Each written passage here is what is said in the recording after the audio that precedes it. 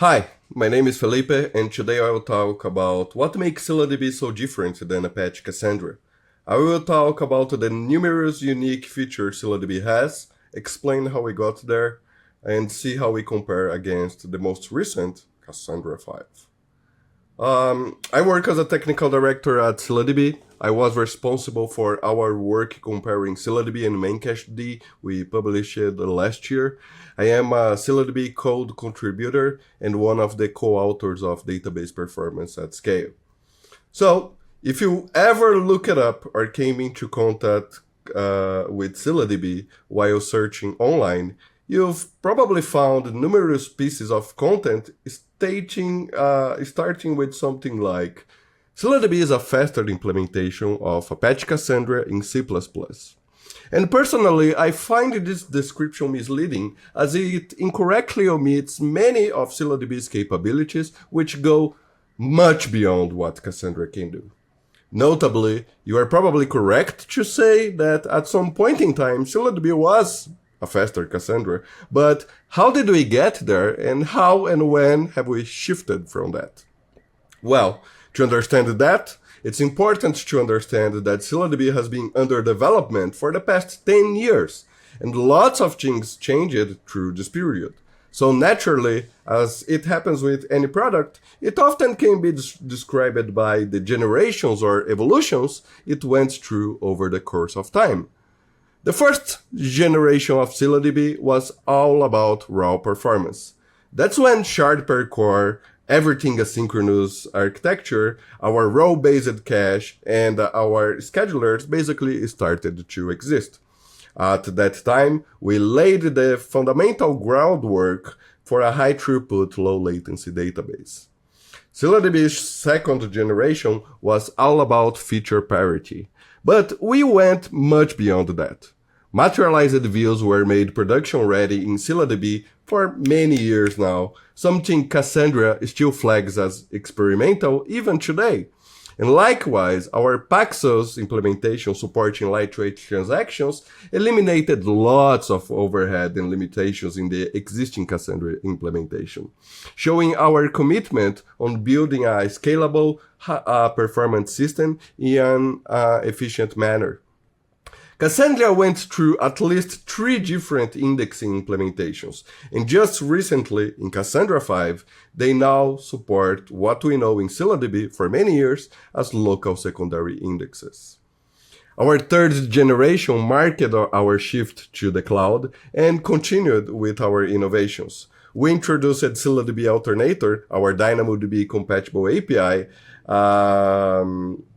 and we also introduced ZSTD compression for storage, something that only Cassandra 4 recently introduced.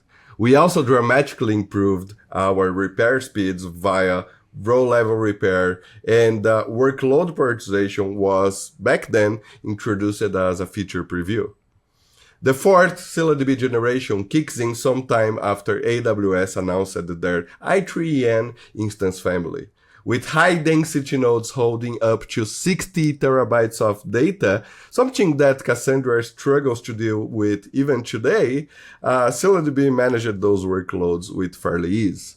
At that time, we also introduced our incremental compaction strategy, allowing users to use their storage up to 70% before they needed to scale out, which later on became a hybrid compaction strategy. Our change data capture, which is totally different than the one present in Apache Cassandra, was also born around that time, and we also extended the SQL protocol considerably with the concept you today know as shard awareness, bypass cache, per query configurable timeouts, and much more.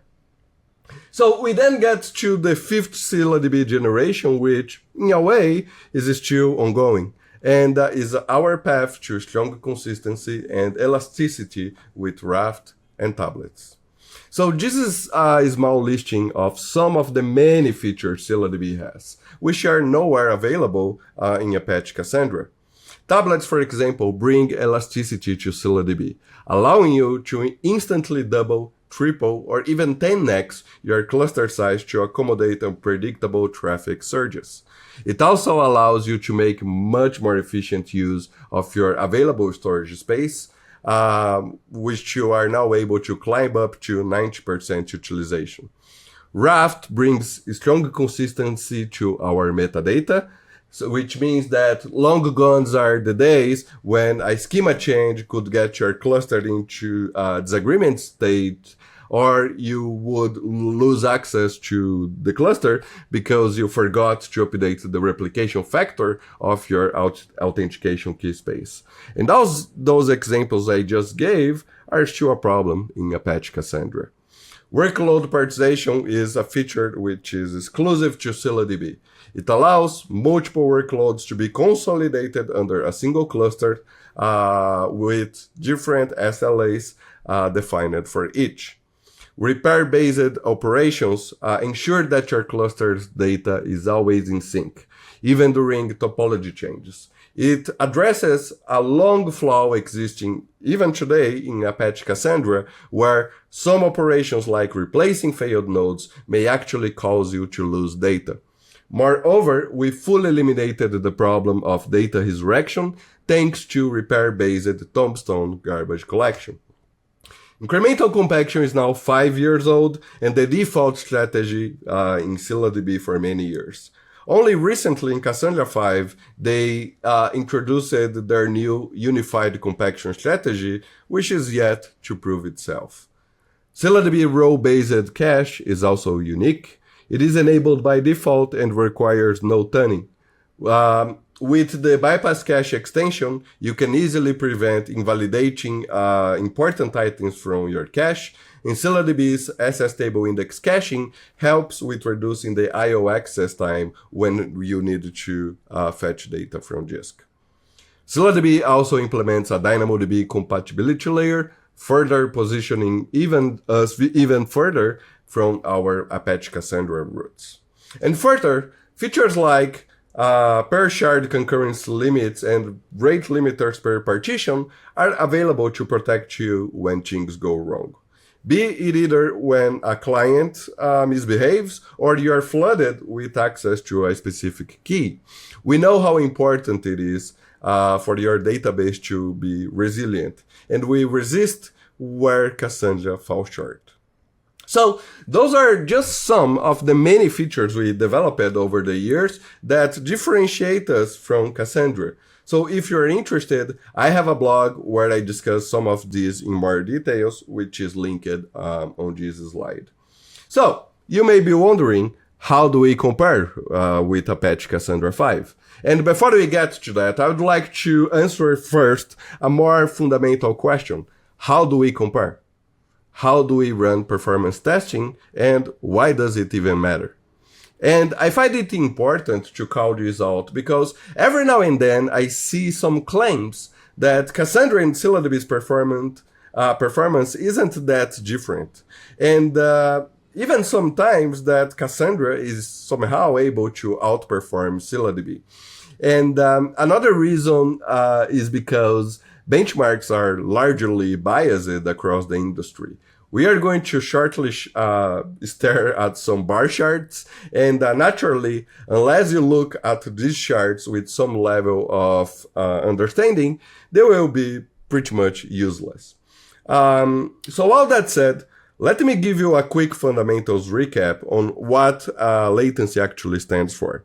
And latency happens to be this catch-all term that people often use to describe a variety of things. Sometimes people will talk about latency when they refer to service time, which is the time it takes for your database to process a given unit of work. Next, we have the wait time, which is often ignored by databases and includes the time your request waits in a queue before your database eventually gets a chance to actually service it. And lastly, we have the response time, which is how long it took for requests sent from the application layer to receive a response back. And because we are talking here about distributed systems connected over a network, this naturally also includes the network transmission time. So every performance test carried out by ScyllaDB focuses on coordinated omission fixed response times. What you see here in this slide is the latency difference between two identical runs of Apache Cassandra 5 itself. If you account only for the service time, then the latency shown in red are actually great. It's not that bad. But there's only one problem. There are actually a lie. The moment you look into coordinated omission fixed response times, the blue lines are going to show you the hard reality. So if you are serious about comparing ScyllaDB and Cassandra, and you are serious about performance testing, focus on response times and be aware of coordinated omission. So here's our setup. A 3-node cluster using local SSDs, roughly 1.5 terabytes of data, and a payload of 1 kilobytes per row, replication factor of 3, and local quantum requests. For Apache Cassandra, we used their Cassandra latest YAML to ensure that we had their newer features enabled. Our loader used Latte, a SQL-based load generator written in Rust by Piotr Kolazowski, a DataStax software engineer. And Latte suffers by default from coordinated omission, so we patched it to ensure it has the notion of implied scheduling. And you may find the code itself linked on this slide. So let's talk about our preliminary performance numbers. We continue to run some tests, and we will eventually publish our detailed final results. So here's a slide that carries a lot of information. One of the main problems with Apache Cassandra is that everything you do with it is pretty much manual. You don't simply, download and start the database. But before you do, you have to tune the kernel, you set user limits, you configure your garbage collector, you tune your disk's read-ahead settings, you play with different compaction settings, and even monitoring is something that they leave for you to figure out on your own. And all this manual process existed ever since the inception of Cassandra as a database. Another important aspect to call out is that Cassandra was never really known as a database to ship with sane and safe configuration settings. If you don't tune Cassandra, you should not expect any performance from it. And even then, what are some of the correct settings to apply when we are about to tune Apache Cassandra? Well, good luck trying to find some documentation on it that's at least not 5 years old. Tuning the JVM in Apache Cassandra is a totally different puzzle. Cassandra 5 ships with support for JDK 70, so we can, and we did, see better results when using the ZGC garbage collector. But we failed to find any good documentation around it. In general, we visited the DataStax and Apache Cassandra websites only to find out that the recommendation is that tuning the JVM is an experimental exercise. You start tuning one setting. If it improves things, great. If it doesn't, you revert it and rinse and repeat. So that said, Cassandra 5 was released less than a year ago and lacks support for JDK 21, including some goodies like the generational ZGC, which is a bit unfortunate. So we embarked on this journey of tuning Cassandra, and we ran tests for countless hours trying to find its sweet spot, and the results are in this chart you see on this slide. Tail latencies were simply unacceptable using the G1 garbage collector. We observed slower performance using a read-ahead setting of 8 kilobytes, and we seemed to reach the peak at 120 kilobytes, 120K operations per second. At the same time, as you can see on this chart, ScyllaDB just performed better work with much less tuning effort. Even after all the efforts we put into trying to squeeze performance out of Apache Cassandra, here's another data point that no one is going to show you. How was the performance over time? So this is the same test I showed you before, and it shows how Cassandra pauses basically affect your tail latencies badly. And keep in mind that if the test had, for instance, started at the instant 500 and we had run it over a small period of time, we would have observed totally different tail latencies reported by our loader. So this takes me to the second important point on how we test performance here at ScyllaDB.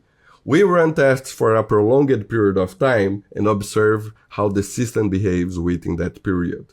And it's arguable whether those latency spikes are fine or not for your use case.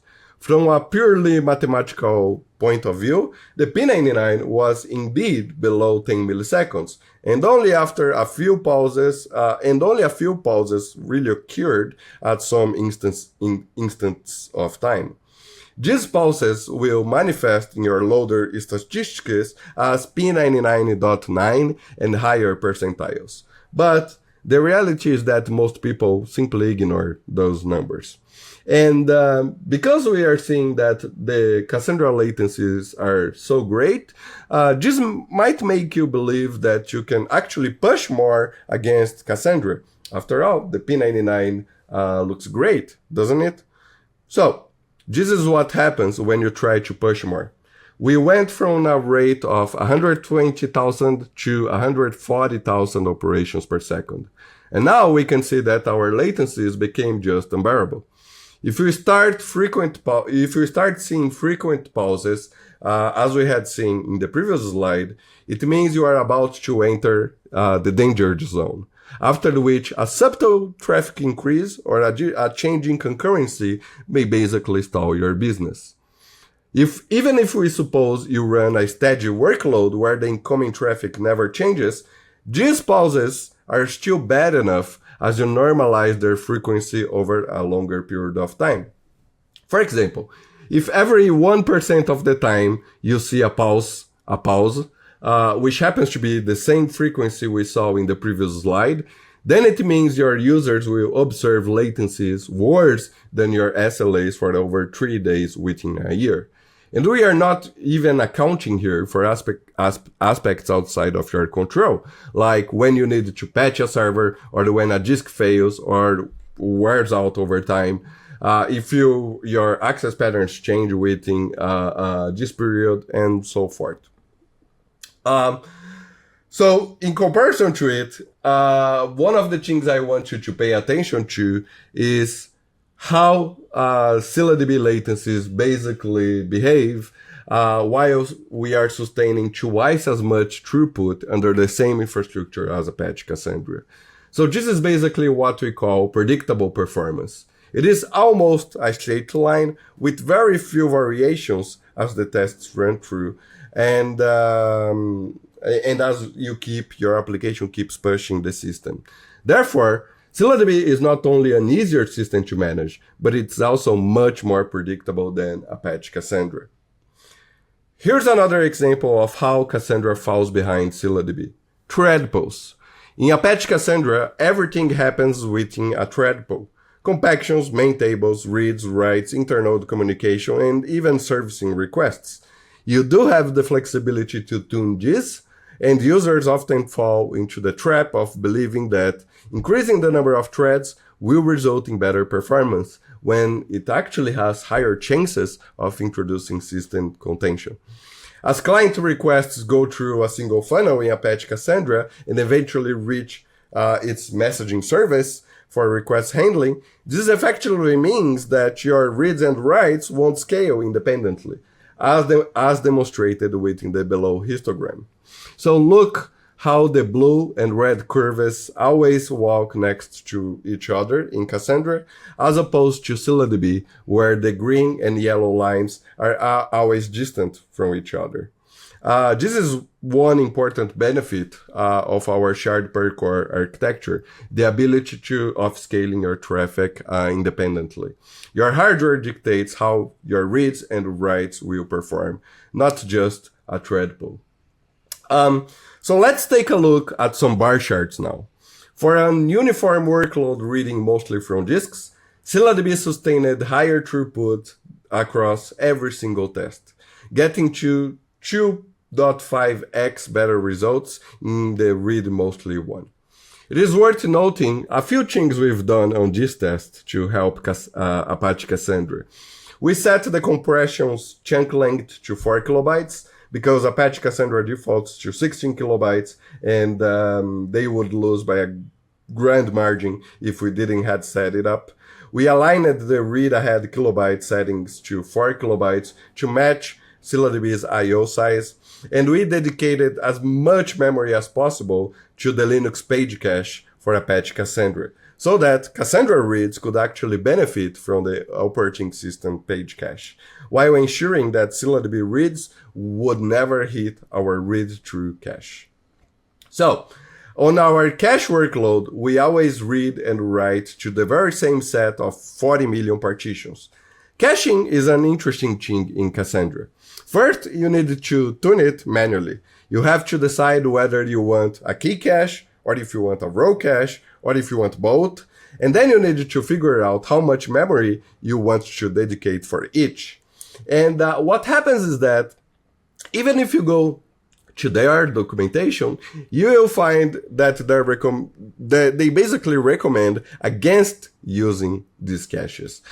And they state that unless cached reads are 90% of your traffic, you should rely on the OS page cache instead.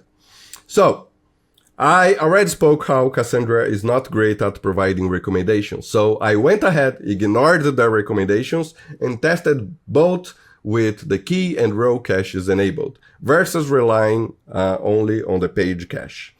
Using a cache overall performed better. And I read somewhere people state that using Cassandra's caches can yield somewhere about 30% throughput improvement compared to the OS page cache. And from what we can see here, this estimate seems to be just about right. The problem is, relying on the page cache didn't stand too far behind when you actually used the Cassandra cache. And even then, ScyllaDB performed much better no matter which configuration we used for Cassandra. Which brings me to the question, should we use Cassandra's row cache or not? And to answer that question, here's a more realistic workload, where 8% of the operations are under a specific set of hot partitions, and the remaining 20% hit our remaining code set. People often don't use Cassandra only for reading from disks or servicing data only from cache. And the moment you actually stress it against a workload that requires both, it simply falls apart and caps its throughput to the same levels as we had seen previously in the uniform workload. So, to summarize this performance part, yeah, ScyllaDB is definitely faster than Cassandra in every aspect out there. I will even go further and claim that the majority of Cassandra clusters out there are not as tuned to the bones as we did here. And even if you decide to embark on this journey on your own, so first, good luck with that, you should not observe substantial gains beyond what we are just presenting here. Here's yet another aspect not often discussed. How long does it take for Cassandra to scale versus ScyllaDB? Let's understand why this effectively matters. It's been quite some time now that ScyllaDB shifted apart from Cassandra on how we handle topology operations. Today, ScyllaDB fully decouples topology changes from streaming, or the process to move your data around the cluster. Even before we had the tablets, every topology change was safe and guaranteed that your data was kept consistent, thanks to repair-based node operations. Today, on ScyllaDB, bootstrapping new nodes is done instantaneously, whereas in Cassandra, this is only accomplished after streaming completes. And this is a problem because not only streaming in Cassandra is unsafe, but it also means you must carry out operations serially and manually. You add one node, you wait for it to complete, you add another node, and then you wait again, and so on until you finish scaling your cluster entirely. So now imagine you need to scale your database capacity because you've hit your existing limits. Can you wait for hours or even days for you to scale? Here's yet, on this slide, another demonstration on how Cassandra defaults are very misleading. If you look at the bar chart in this slide, you will see we've got 3 different results for bootstrapping and decommissioning nodes times. The first bar in blue shows that the operation took hours compared to the red and yellow bars. So you might be wondering what happened here. Well, it happens that if you go to the Cassandra documentation, they are basically saying, if you want to benchmark their newer zero-copy streaming feature, you should set this option. And not only that, they basically changed the option name between Cassandra 4, Cassandra 4.1, and Cassandra 5. And do you want to know what's worse? Neither of the 2 documentations actually work for you to tune streaming speeds for zero-copy streaming. You have to go to InstaCluster, a third-party service provider, to figure out what the right option is. In any case, I find it a bit annoying that Cassandra defaults to throttling their streaming speed to only 20 megabytes per second. But that is, again, their defaults. So, after we managed to find out the right and correct configuration option, these were the streaming times eliminating the longest runs. Cassandra claimed zero-copy streaming improved scaling by 5x when they announced their feature, which are clearly misleading results given what we are seeing here with zero-copy streaming versus without. Oh, and by the way, in case you do not believe me, the links on this slide basically points to a Wayback Machine, so you may check and come up with your own conclusions about Apache Cassandra's documentation. Here's yet another problem when you scale Apache Cassandra. You now have got to clean up. You can't just decommission your nodes and forget to clean up, because otherwise you risk resurrecting your data. And the thing about cleanup is that it was always a redundant, time-consuming and resource-intensive process, which took a long time simply to remove data. Well, the good news is that with tablets, we eliminated cleanup completely. In the meantime, Apache Cassandra takes somewhere between 50 minutes to 1 hour to clean up your table. And during the time it is running, you can see on the right-hand side what happens to your latency. And I particularly like to observe those latencies over time because they often tell a story. You can see at the beginning there was basically nothing running, then cleanup starts, and then you start seeing much more frequent spikes. And interestingly enough, if you look into the bottom chart, you can see that during one of our runs, the one at the bottom, we observed 2 very large stalls, which reduced our throughput considerably while cleanup was running. So, here's the time and the comparison it takes for you to double a cluster from 3 to 6 nodes on ScyllaDB and Cassandra. Doubling your cluster size takes only 15 minutes on ScyllaDB. You add 3 nodes in parallel, then they immediately join the cluster and start servicing requests. 15 minutes is the time for streaming to complete. And with Apache Cassandra, it takes you a much longer period of time. The first node takes around 15 minutes to stream, and only after a single node starts servicing requests and so on. What else? Oh, yeah, that's important.